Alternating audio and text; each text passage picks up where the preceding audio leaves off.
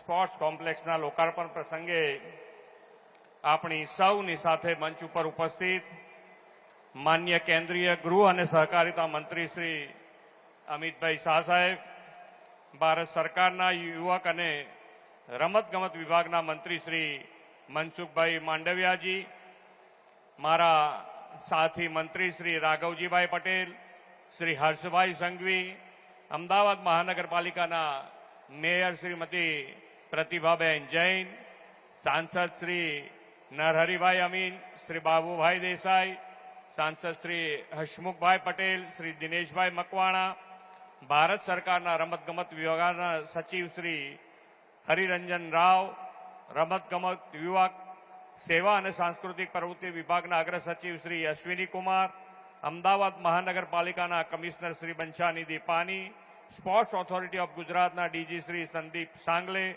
આમંત્રિત સર્વે મહાનુભાવો, પ્રેસ મીડિયાના મિત્રો, સૌને મારા નમસ્કાર.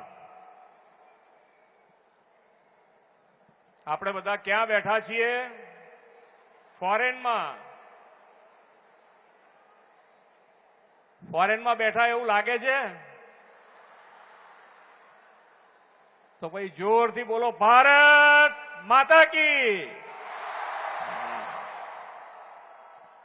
વિશ્વના સૌથી લોકપ્રિય નેતા અને યશસ્વી વડાપ્રધાન શ્રી નરેન્દ્રભાઈ મોદીના નેતૃત્વમાં આ વર્ષે સંવિધાનના અંગીકરણના 75મા વર્ષની ઉજવણી થઈ રહી છે.